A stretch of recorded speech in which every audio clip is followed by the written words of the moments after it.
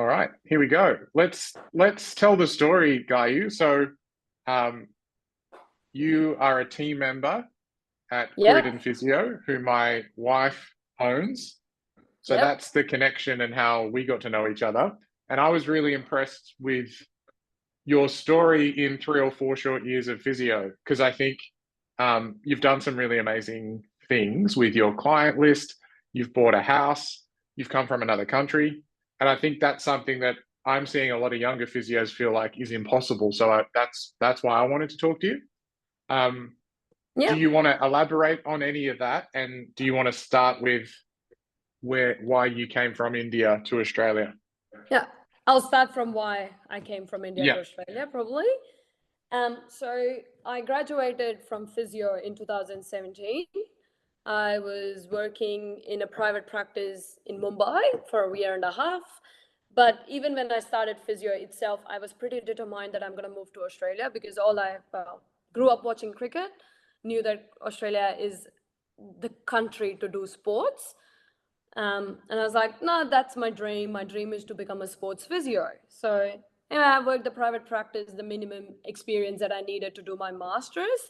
Then I decided, yeah, this is the city that I would want to do my master's. That was in Adelaide. Came here in 2019 to do the master's in sports physio. Um, and finished the masters around November, December. Moved to Melbourne in March 2020. 3 months after that. So been here since, love it. To be honest, the reason why I'm in Australia is sports, but I'm very happy in a private practice experience at the moment that I don't yeah. see myself going back to sports. And your first couple of years in Melbourne practicing, you were on salary and you were also paying for your part of the sponsorship, and COVID would have happened too, right? COVID would have happened too, yes. So Yeah, yes, I was on salary, which is like the criteria that usual clinics have when you ask for sponsorship, because we don't, so as a part of our post graduation we don't get any visa, so the only visa we get is if a clinic sponsors us. So it's a two-way street. The clinic has to spend some money to keep us, so obviously this is the part of thing that we usually, the clinics only offer a base salary, and that's exactly what I had, with the criteria of finishing my exams, and probably going on commission. But the exams didn't happen because there was COVID. So yeah, so I was on a base salary for the first 2.5 years of my work in Croydon Physio. and so not only you've come from another country, you're on salary for a little while, you had COVID, but you were also studying for these exams for Yep, 2 years. 2.5, yeah. Yeah, yeah. Yeah. And did you fail once, or was that delayed because of COVID? No, so I did fail once, Yeah, in one of my clinical exams, which is the neuro clinical exam. I yeah. cleared all of the rest, so I had to give the one exam that was pending, and I gave that last September and cleared that then. So this is really like, I think, where I'm fascinated by your story, because you were doing all of this, you were on salary, you got through COVID, you were studying for, I would imagine, 6 to 10 hours a week, probably Yeah, more, you can correct me. And yeah, then and within 3 years though, you are, I would say, earning well over 100K, and you've just bought a house. yep, And that is you true. see 70 patients a week and you still seem to love it and you have lots of energy. And that's the reason I wanted Yeah, to chat to you, because it's not what we're seeing a lot of. Some of the discussions on the Facebook group, right, are like, I'm a bit burnt out, I don't think I'll ever be able to buy a house. So I was fascinated more to see how you did it, given that yeah. you had some unique challenges as well. Yeah. So, to be honest, obviously living on salary isn't ideal, especially when you're paying the lawyer fees, you're paying the exam fees, which are all close to 20 grand. I Mm, mean, the total of it is 20 grand.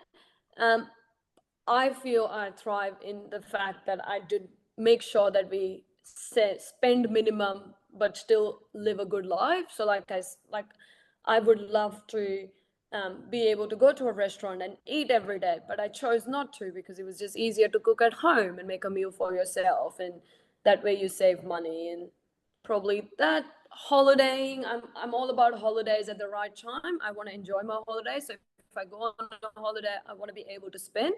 I don't want a restriction or a stress on my head going, oh my God, now I have to do these many patients to compensate for this money that I've lost. So Yeah. I holidayed in a very limited fashion, but still made sure that I'm happy doing it. So And that's, is it true that you got tennis elbow from making roti? yes, it is true. It's a roti bread elbow, not tennis elbow. So, and so you cook a lot. That's a help, right? I imagine that might help you save $50 to $100 a week. But Definitely. you live with your partner Barvik, who's also a physio. So Yep. you have shared rent. Yes, we did. We had shared rent, but I used to also live with a friend before that, and again, shared house. So never chose to live by myself. That's the other thing as well. My mom and dad were open to, um, they were like, if it helps you, we can help you with the money and we can let you live by yourself if you like. And I said, no, I don't want to, because there's a waste of money and that's not an option I prefer anyway. So I chose to live Mm, with a friend of mine who obviously turned out to be a great roommate and we are best friends now. yeah, um, but it's, I feel like I had a convenient choice, but I chose not to, and we yeah. still made it work. How much were you able to save a week? Like between you and Barvik with the shared rent and both on salaries and paying for these fees and studying? um, we actually were calculating the other day. I think we end up saving, so I would say a fortnight, because that's how we get our salaries. Yeah. So probably a fortnight per person, we are still able to save like two. Are you talking about currently or before? Sorry, No, two when you're on different things. salary, because I'm When imagining I'm on you were salary. saving to buy the house when you're on salary. Yeah. Yeah. So between me and him, we were probably saving three and a half grand a fortnight. Three to Three. three and a half grand a fortnight. Yeah. Wow. We're So that's a pretty sure lot. between two. Yeah, because 1,500 a week. So $700 a week each. yes, That's like because half your pay, right? that's more than half our pay actually. Yeah, Yeah. because our rent. Yeah. We were So yeah, how did that's you do half. that? How did you save half Um, your pay every week? um. Again, no takeaways. Hardly takeaways, Yeah. I should say. No takeaways. Yeah. We were living. The rent was about 490 or 350. Well, at the start it was around 390 ish per week. So ended up spending probably 1,700 a month between the two of us. Hmm. Um, electricity bills, gas bills included, probably 2 grand. That's all we spend. Yeah. Grocery probably 2,200. So really nothing. We don't have Wi-Fi at home. We have 500 GB internet on our phones in total. Yeah. So all of those little things, which probably is not a big deal because we're not home at all anyway. We're mostly at work. And Mm. like I think for us, we do work at work, so we didn't need internet at home. The only thing we probably needed internet was to watch Netflix, but we have good enough internet for that. So Yeah. yeah. So That's living a in, lot. That's a yeah, lot because like I know that you can save some money by cooking a lot. I also know that you guys lived very humbly. Like I know that Saranga was like helping you with furniture and like when you first came yeah, over, like stuff like that. I feel like yeah. that's real immigrant mentality, right? Like you That kind is, of come over and you don't have yeah, possessions, so you just get what you can exactly. get. Yeah, I think the first ever thing we bought by like a brand new stuff was a washing machine. That's the Yeah. only probably brand new stuff we have in the house till date. Because our mission was to buy a house first. Furniture can look the way it looks. We are not going to invest in like massive fancy Mm. furniture. It we will upgrade it as we go, depending on how much budget we can. And then obviously we had our wedding, so that was another lot of expense too. So we had to Right. calculate everything and prioritize. Yeah. So yeah, didn't You're definitely prioritize furniture. you're even challenging me because even I don't save half of my pay. That's actually amazing. And I do think about lifestyle creep. It's because we have a nice TV and I wanted to update my Mac and we travel 2 or 3 times a year. And I guess those things Yeah, that you've sacrificed are what has allowed you to save half of your pay. yeah, You I also feel lived an like hour that, from your clinic, right? yeah, I do live an hour from my clinic, yes. That's a 45. big deal. Yeah.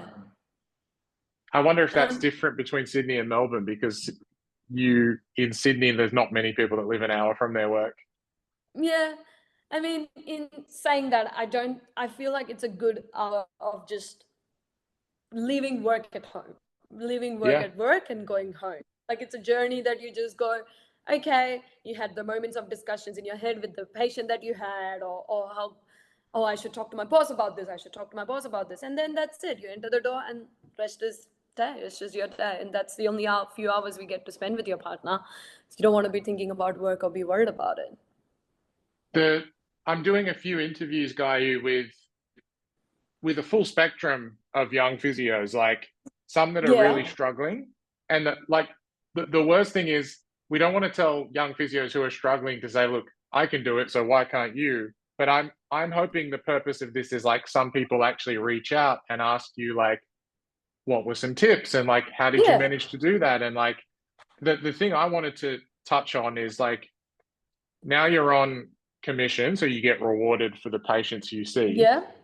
You're still an hour from work. You see 60 to 70 clients a week.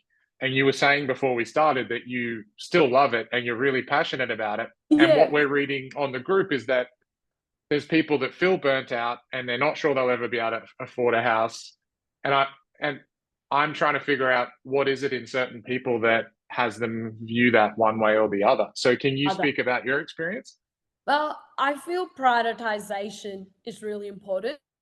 Um, Mm-hmm. I feel that that is the key to everything. I must say, the humble life I lead is also because of my partner leading a humble life.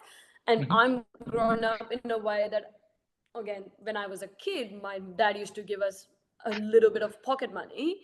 And he used to tell us, if you save half of your pocket money, I'll give you double the next month. And Oh, again, we that's have, that habit yeah. stayed with you, Yeah, so I feel that's exactly right. So I've right? obviously hardly saved the half of the pocket money, but that's Yeah. made me responsible, the mentality of it.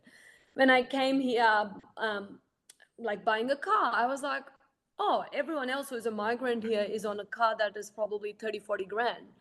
Like, Mm. why can't we afford that? Let's just take a loan. And then I look back and I'm like, what is a car going to do? It's going to take you from A to B. It needs to function on the road. It needs petrol. That's what you need. Also, why do I buy a 30, 40 grand car when I don't deserve it at the moment, where I can use that money to do something else instead? So I bought a 4 grand car. So did my husband. Like, we both probably have a 4 grand car still working fine for 4 years. But we had a deal. Okay, when we have kids or when we have a bigger family, we will upgrade that car because that's when we know that you're going to be able to use it better. At the moment, there's no justification of why we need a bigger car. So, Mm. in saying that, we wanted, on the other hand, we wanted a rental apartment which was at least had few things that you will probably find cheaper apartments without. So you say, for example, dishwasher. Dishwasher was something that we needed because that saves time. If you look into, there are certain apartments that didn't need a dishwasher, but I'm like, no, we need that because it will save our time. So we just prioritized what we needed as opposed to, I guess, need versus want. Um, there was a time, and I still remember this, there was a time that I got a demerit fine for $450. That was a huge shock. Three demerit points plus $450 fine was a huge shock. I was like, you know what? I have to pay this. I don't have a choice. But for the next 6 months, I'm not going to buy new clothes for myself because I feel like I can live with the ones that I have. So all Yeah. of those things, little by little, I feel like even though I paid that $450, I could pay it because I had savings and I didn't have to struggle. I just prioritized what is needed at that point. I have clothes. We always want clothes, but I don't need any more clothes. You just have to work your balance like that. That's probably the best tip for me. I feel like looking at patients should be more as a passion as opposed to a number. I probably don't even count the number of patients I see, but I feel it just comes out to me saying, oh, there's a shoulder patient struggling. How can I help them better? And then that's when I have the crave for seeing more patients because I've helped a shoulder patient in the past week and I know this is going to work for the next one. So I feel like that's where that's where my head is at, and that's how I'm making things work. I think in your biggest weeks, you can see between 60 and 70 a week. Yeah, Um, yeah. and so how do you view that? How do you see that? Like, share with us your lens or your worldview, because there's clinics where 45 seems like a lot, or Lot. 55 seems like a lot, or the physios there are like, I'm pretty tired at this level.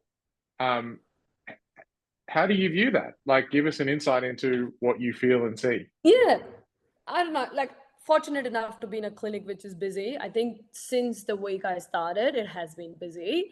Obviously, we had a hit during COVID, which is like every other normal practice for a couple of weeks, and then we pulled up a came back again and worked on it. To be honest, as I said, like I like the feeling of being told that guy, you really helped me. Thank you so much. This is the favorite sentence of my week, and probably my passion is to hear that every single minute if I can. So I'll do anything. If I have to see 100 patients to hear it 50 times, I'm happy to do it.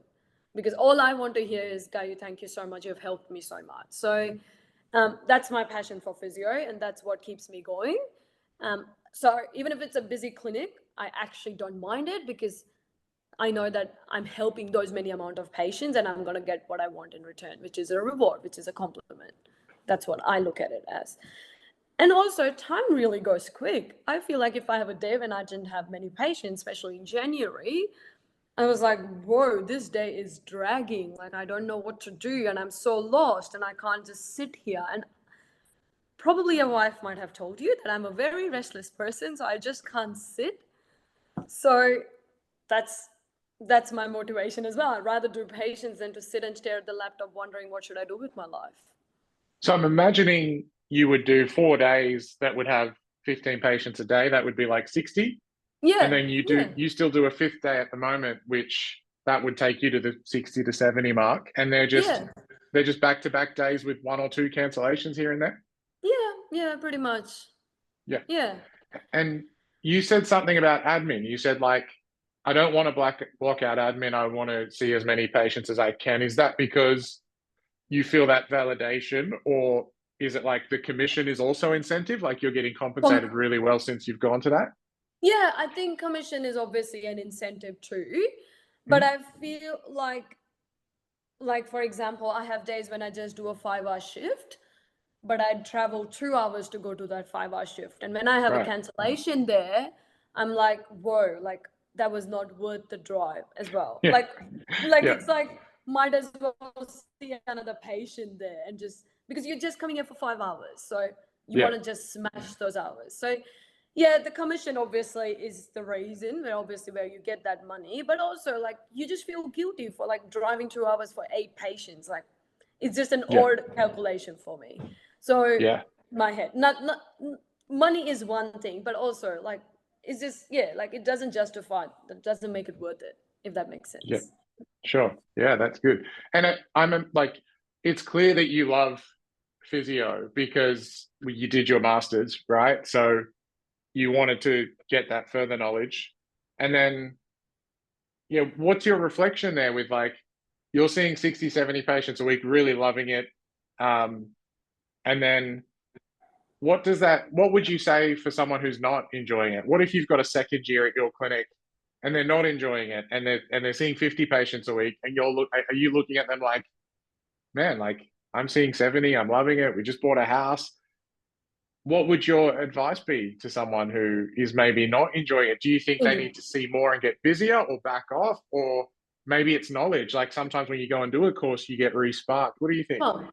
I feel like passion and knowledge, that's where they're lacking. Probably they're Hmm. not, um, because I have seen co-workers that I look at them and I think they are amazing physios, but they're not fit for private practice because the demand that comes through with private practice is intense. Yeah. Doesn't mean you're a bad physio. I just feel everyone is suited for a certain environment. I thought Fast of pace. myself, yeah, fast paced, fast. I thought of myself being a great sports physio. I worked in sports and I was like, nah, this is not me. Because yes, it's faster paced, less paperwork, but I couldn't dealing with the coaches, dealing with this. I just rather one Hmm. on one with the patient, finish the story, move on. Yeah. So I feel like they need to reflect on what they are as a physio, because there's so many different streams of physio that you can look into and think, okay, maybe that's better suited for you. Probably will get the passion out better for them. And that's probably where I will reflect on if they're really suited for private practice. Or what's the reason, what's stopping them? Is it the fact that they're using their hands for those many hours that their hands are getting tired? Is it mentally exhausting? So if all of those things, they need to just self-reflect and actually gather their thoughts on and work on it. That's what my tip is, to really see what you are as a physio and then Yeah. see what suits you better. I feel like you were seeing those numbers even when you're on salary, so you weren't getting compensated those first couple of years where you're seeing 60 or 70, but you still loved it and you're still engaged Yeah, and you still managed to yeah, save for the house. So that's interesting. I feel like the compensation needs to make up for it, or at least you need to see that the compensation will come one day. yeah, But the exactly. whole other side is like you're very clearly passionate about it, and maybe it's just Yeah, that self-reflection. yeah. And I'll be honest with you, and I'm not saying this because she's your wife, but the boss and the team environment makes a difference. When Yeah, I used to work in a private practice before, if you imagine my boss, current boss, if you imagine an exact opposite person to that, that was my private practice back then. yeah, My boss used to tell us, ex-boss used to tell us off in front of patients. She used to insult you. She used to bring in your culture, your yeah, fact that you have a daddy who can help you, and all of those things in front of patients, and which was yeah, completely unnecessary and irrelevant. Even my dad used to get pissed off at that point because he never helped me. But it looked like he did. But anyway, that made a difference in my passion. That made a massive difference going, I don't want to go to work today. Like, I feel like, nah, this is not my day.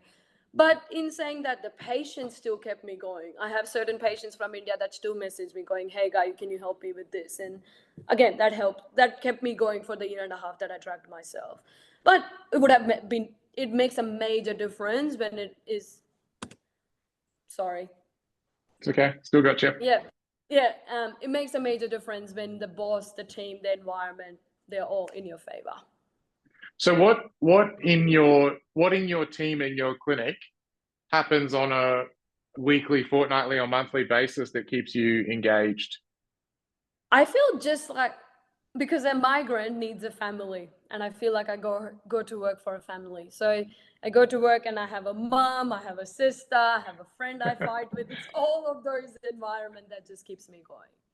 Yeah, And I am yeah, that kind of person. Like, I'm an extrovert very clearly, so I like to socialize, and I feel like I lack a lot of social life here because my friends, and I feel like after a certain age you can't really make true friends, and all my true friends are back home. That's what I think. Obviously hmm. certain friends here, so I feel like I go to work because they're my friends, they're all my friends. So even though you say that you can't be friends with your coworkers, not that is not true. All my friends are my coworkers. So yeah, so that keeps me going and gets me to work every morning. I think the last thing I think about, I'm challenging my current team on this because we had one of our team members come down to shadow your clinic. Yeah, Um, we do 45-minute initials and 30-minute follow-ups. yeah. And generally, like our guys will cap out around 60, like 60 would be full. Oh, okay. 50 to 55 would be probably a more relaxed pace. Yeah, Um, and the the key reflection was they were going down there thinking, oh, this would just all be hands on and it wouldn't be evidence based. And they would just like be getting patients through because they'd heard that some of your consults are 20 minutes. And the reflection, which I already knew, was the opposite. Like the patients love that place. They feel like it's a second home. They know yeah, everyone by name. They walk out so happy and they keep referring more and more patients. So yeah. talk to me about that dynamic of shorter consult, what you see online, how people judge that, and how you guys keep like quality care in 20 minutes. Yeah. I mean, I feel like you give a lot by just talking to the patient. So when you're doing Mm-hmm. hands-on, I feel like the conversations you have, the facts that you remember their dog's name or their kid's name or their husband's name, all of those conversations, they know that we are listening. They go to a GP, the GP sees them for a minute, and the GP probably didn't even hear about the ankle that they've injured. Whereas we hear about the ankle and probably the fights that happened over because with their husbands because of the ankle. Like all of those things make a massive Yeah. difference. So I feel that's where quality comes from. Just last week, I had a patient tell me that I should take up psych as a degree because she feels like if once you get tired of physio, I think you'll be a great psych. And I'm like, well, I don't even give you psych tips. I don't even know what psychs give as a tip. Wait, What do you think? just pause there, because what comes up for me instantly is that people will judge clinics that do 20-minute consults, right? Yeah, And part of the equation we're trying to solve in private practice is how do we pay our team more? You can only put your price up or see more clients. And yeah, there's a lot of judgment on clinics that do 20-minute consults. But what you're saying is your patients feel like a psych session, which means you must be listening really well. yeah. Oh, yes. Yeah, I think that's the key. I feel like just listen to their story, Mm, reassure them, and that's as you're doing hands-on. Like my clinic is definitely more hands-on. But as you're doing hands-on, all you need to do is give them an opportunity saying, "How was your day? How was your week?" Or giving them saying, "How is your things with your hubby?" Or things like those, where you know there are things that are lacking, and just letting them get those emotions out. They yeah, feel like an whole hour instead of 20 minutes because they've yeah, let those emotions out for the day that they needed to. yeah. So it's all about giving them the opportunity to speak how they are really in life, obviously with their ankle, but as well as life, and letting them feel like they can let us know about what they're feeling, really. Do you ever feel like you need more time? Um, Complicated cases, yes, I do Yeah, feel like, but they're probably 1 in 20 that we may get it, yeah. not more than that. So I feel like if you do need more time, we just make sure that we let the next patient know that Gayu is running 10-15 minutes late because she's just, Mm. and then if we have a block after that, we'll just say, okay, maybe just let's block that because this was a tricky case and I just want to spend more time. And But sometimes you most, guys just book a double, right? Or a longer? we do, if there Yeah, are multiple injuries, not for a complicated case, just if there are multiple injuries. So, yeah. yeah. Well, I But reckon usually, that'll spark a lot of questions. yeah, it Sorry, what were could. you saying then? No, I was just saying if they come as a new patient and Mhm. if they we can't mark a double then we can't make it an extended then, so that's when we can run late. Yeah, yeah. Okay. That's great. I think your journey is fascinating, inspiring. Um, I think it'll raise some questions, which is really good. And Yeah, I'm just becoming more and more curious in this because of what I see online is like I'm really worried about the next generation of our physios because maybe some of them aren't seeing it as a viable career path, or they won't get to a point where they can afford a home. And I just think you face some unique challenges with COVID, with your yeah, masters, with living an hour away, with studying, failing your exam. And in yeah, 3 or 4 years, you still love it and you've been able to buy a house. So I was really interested to hear from you. yeah, yeah. I feel I've like I said, like it's all about passion for me. There are times when my boss keeps telling me, "Guy, you can drop an hour or two if you like, if it's too much, if you're getting burnt out." I think my boss is concerned more about my burnout than I am. And I keep telling her, I'm like, "No, Sangha, I'm here to work. I just give me Hmm. more hours." I even offered her because we are two staff down at the moment. I told her I can work overtime hours if you like, obviously on the day that suits me and suits you the best. Because I just feel like, okay, what if I work overtime and probably have a after 6 months I want to go on a holiday? It will be all worth it. So I feel like just utilize the time. It's winter. What am I going to do at home? There's nothing better to do. I'd rather just work. Like I feel, I mean, Yeah. I don't have kids at the moment. So I'm like, well, live my life until I can. And then if I do Yeah. have to give up, I'm ready to give up. So Well, I think you've also done a service here for overseas physios because there's a lot of employers who are still skeptical to hire from Pakistan, Sri Lanka, India, South Africa. And yeah. I'm certain if they found someone like you, they would double think that. Yeah, yeah, Hmm, I feel again like it challenges with every person, I suppose. Like even hmm, if it's an Aussie physio, it still comes with challenges of their own. But yeah. I'll tell you one thing, at least in my experience, where how we did our placements was so in India the course is 4.5 years, like physio degree is 4.5 years. except for the first year, which is completely just lectures and assignments and everything. The second year, the third year, and the fourth year, you have half a day of placement for the whole year and half a day of study, half a day of Mm. lectures. And then 6 months, the rest 6 months is literally 9 to 5, an internship, which is a part of your degree, which means 9 to 5 placement. So really, I probably have 1,000 hours into 4 years worth of placements that I did. Yeah. It is a different experience, obviously, because in India the challenges are very different. Like the people socioeconomic status is different, and challenge like cases are different. They're more like Burns case, and like it's a very different environment that you learn. But you learn heaps, and you learn from talking to people that you realize that all people need is being heard. So all of that makes a difference. So I feel like if you want looking into hiring an overseas physio, it's not a bad idea at all, because they do come with a lot of placements and experiences in their life. Yeah, that's a very different experience, which is helpful. You can learn the Yeah, clinical stuff over here. That's great. yeah, Thanks, Gayu. We'll end it amazing. so it doesn't go too long, but I Yeah, think that will generate a lot of questions. yep. Happy to answer any. Thank you so much. I'll No pause worries. this. Yep. Bye. Bye.